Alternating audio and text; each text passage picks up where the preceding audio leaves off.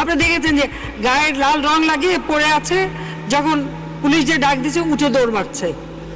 দেখা গেল লাশ দৌড় মারলো। মে মাসের 5 তারিখে রাত্রে, অর্থাৎ 6 তারিখে, সেই দিন কোনো গোলাগুলি বা সেরকম কোনো ঘটনাই ঘটেনি।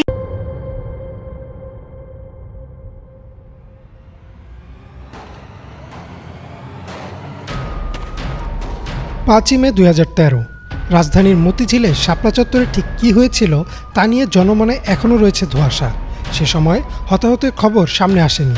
শুধু তাই না, এই নিয়ে সংবাদ করায় বন্ধ করে দেওয়া হয় দিগন্ত টিভি ও ইসলামিক টিভির সম্প্রচার। আসলে কি হয়েছিল সে রাতে? সেটি কি ছিল আওয়ামী লীগ সরকারের প্রথম গণহত্যা? ঘটনা শুরু হয় 2013 সালের 5 ফেব্রুয়ারি শাহবাগ থেকে।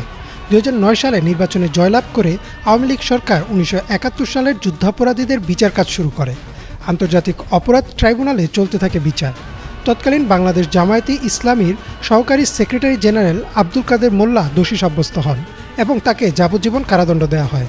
এরপরেই শাহবাগে গঠিত হয় গণজাগরণ মঞ্চ, যেখান থেকে ছাত্র জনতা যাবজ্জীবন নয় বরং ফাঁসির দাবিতে আন্দোলন শুরু করে। শুধু কাদের মোল্লা না, সে সময় বিচারাধীন থাকা গোলাম আজম, মতিউর রহমান নিজামী, সালাউদ্দিন কাদের চৌধুরী, মাওলানা দেলোয়ার হোসেন সাইদি সহ বাকি অভিযুক্তদেরও ফাঁসির দাবি ওঠে গণজাগরণ মঞ্চ থেকে। দিন দিন এই আন্দোলন জোরদার হতে থাকে। অভিনয় শিল্পী, সঙ্গীত শিল্পী, খেলোয়াড় সহ সর্বস্তরের মানুষ যুক্ত হতে থাকে এই আন্দোলনে। কিন্তু এক পর্যায়ে গণজাগরণ মঞ্চ থেকে ইসলাম বিরোধী বিভিন্ন বক্তব্য আসতে থাকে। এছাড়াও অভিযোগ ওঠে ইসলাম বিদ্বেষী বেশ কিছু ব্লগারও যুক্ত রয়েছেন এই আন্দোলনে। ইসলাম বিদ্বেষী এসব বক্তব্য ও ব্লগারদের সম্পৃক্ততার বিরুদ্ধে গঠিত হয় একটি অরাজনৈতিক ইসলামিক দল হেফাজতে ইসলাম। ইসলাম ও রাসূল সাল্লাল্লাহু আলাইহি সাল্লামকে নিয়ে কটূক্তিকারী ব্লগারদের ফাঁসিসহ 13 দফা দাবি জানায় দলটি। আর এই দাবি আদায়ের উদ্দেশ্যে 2013 সালের 5 ও 6 মে রাজধানীর মতিঝিলে সমাবেশের ডাক দেয় হেফাজতে ইসলাম। 5ই মে ফজরের নামাজের পরপরই ঢাকার মোট 6টি প্রবেশপথ দখলে নেয় হেফাজতে ইসলামের ব্যানারে সারা দেশ থেকে আসা কওমি মাদ্রাসার ছাত্র শিক্ষকরা। বেলা বাড়ার সাথে সাথে হেফাজতের নেতাকর্মীরা শাপলা চত্বরের দিকে আসতে শুরু করেন। বিবিসির একটি প্রতিবেদন অনুযায়ী বলা হয়, হেফাজতের নেতারা শাপলা চত্বরে সমাবেশ করার জন্য দফায় দফায় পুলিশের কাছে অনুমতি চায়, কিন্তু পুলিশ শুধু মোনাজাত করে সমাবেশ শেষ করার অনুমতি দেয়। নেতাকর্মীরা মিছিল নিয়ে আসতে থাকলে বঙ্গবন্ধু এভিনিউ, পল্টন ও বাইতুল মোকাররমের গেটে আওয়ামী লীগ, যুবলীগের কর্মীদের সাথে সংঘর্ষ হয় হেফাজত কর্মীদের। পুলিশ অনুমতি দিলেও ততক্ষণে পরিস্থিতি নিয়ন্ত্রণের বাইরে। দফায় দফায় আওয়ামী লীগ কর্মীরা আক্রমণ চালায় হেফাজতের কর্মীদের উপর, সাথে যুক্ত হয় পুলিশও।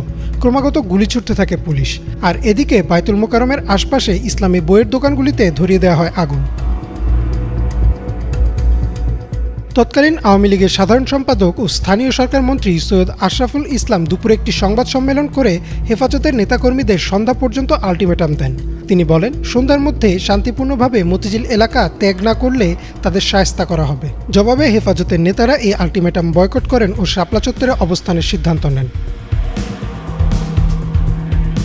সরকারের পক্ষ থেকে সিদ্ধান্ত নেওয়া হয় যে রাতের মধ্যে হেফাজতের নেতাকর্মীদের শাপলা চত্বর থেকে সরিয়ে দেওয়া হবে। তাই পুলিশ ও র্যাবের কয়েক হাজার সদস্যদের নিয়ে আসা হয় সমাবেশ স্থলের আশপাশে। বিবিসির প্রতিবেদনে বলা হয়, রাত 3টার দিকে দৈনিক বাংলা মোড়, দিলখুশা ও নটরডেম কলেজের সামনে থেকে শুরু হয় অভিযান। সে সময় অধিকাংশ নেতাকর্মী ঘুমিয়েছিলেন, আর কেউ কেউ জিকির অথবা নামাজরত ছিলেন। রাতে মতিঝিল ও শাপলা চত্বর এলাকার সড়কবাতি বন্ধ করে শুরু হয় ত্রিমুখী অভিযান। বৃষ্টির মতো গুলি ছুটতে থাকে আইনশৃঙ্খলা রক্ষাকারী বাহিনীর সদস্যরা। গুলির সাথে ছিল টিয়ার গ্যাস ও সাউন্ড গ্রেনেড। প্রচণ্ড গোলাগুলিতে দিকবিদিক শূন্য হয়ে ছুটতে থাকেন হেফাজত কর্মীরা। অভিযান শুরুর 10 মিনিটের মধ্যে আইনশৃঙ্খলা বাহিনী পৌঁছে যায় শাপলা চত্বরে। হেফাজত কর্মীরা আশপাশের বিভিন্ন ভবনে আশ্রয় নেন, কিন্তু সেখান থেকেও তাদের বের করে নিয়ে আসে পুলিশ। সারা রাত চলে এই অভিযান। ভোরবেলাতেও থেমে থেমে পাওয়া যায় গুলির আওয়াজ। পরদিন সকালে মতিঝিলের শাপলা চত্বর রূপ নেয় এক যুদ্ধবিধ্বস্ত এলাকায়। সে রাতে এই অভিযান নিয়ে সংবাদ প্রকাশের কারণে বন্ধ করে দেওয়া হয় দিগন্ত টিভি ও ইসলামিক টিভির সম্প্রচার। এছাড়াও এমন অভিযোগও ওঠে যে পরদিন আশপাশের বিভিন্ন বাণিজ্যিক ভবনের সিসিটিভি ক্যামেরার ফুটেজও নিয়ে যায় আইনশৃঙ্খলা বাহিনী। প্রত্যক্ষদর্শী অনেকেই বলেন, সে রাতে হেফাজতের বহু কর্মী নিহত হয়, যাদের মধ্যে বেশিরভাগই ছিলেন মাদ্রাসা ও এতিমখানার শিক্ষার্থী, যার ফলে তাদের নিয়ে তেমন একটা আলোচনাও হয়নি। এছাড়াও ওই রাতে নিহতদের একটি তালিকা তৈরি করে মানবাধিকার সংগঠন অধিকার। তৎকালীন প্রধানমন্ত্রী শেখ হাসিনা সংসদে দাঁড়িয়ে বলেন, হেফাজত কর্মীরা গায়ে লাল রং মেখে মৃত্যুর অভিনয় করেছে। আপনি দেখেছেন যে গায়ে লাল রং লাগিয়ে পড়ে আছে, যখন পুলিশ যে ডাক দিছে উঠে দৌড় মারছে, দেখা গেল লাশ দৌড় মারলো। তবে এতদিন আওয়ামী লীগ সরকারের বিভিন্ন চাপের কারণে অধিকারের তালিকাটি প্রকাশ্যে আসেনি। 5 আগস্ট ছাত্র জনতার গণ অভ্যুত্থানের পর পদত্যাগ করে ভারতে পালান শেখ হাসিনা এবং একে একে বের হতে থাকে সে রাতের ভয়াবহতার চিত্র। মানবাধিকার সংগঠন অধিকারও তাদের তালিকাটি প্রকাশ করে, যাতে 61 জন নিহত হয়েছে বলে উল্লেখ করা হয়। 2013 সালে শাপলা চত্বরের ঘটনা নিয়ে এখনও কোনো সুষ্ঠু তদন্ত হয়নি। নিরপেক্ষ অন্তর্বর্তীকালীন সরকারের অধীনে এবার যদি সে রাতের ঘটনার নিরপেক্ষ তদন্ত হয়, তাহলে হয়তো বেরিয়ে আসবে থলের বিড়াল। তখন হয়তো প্রকাশ পাবে প্রকৃত নিহতের সংখ্যাও।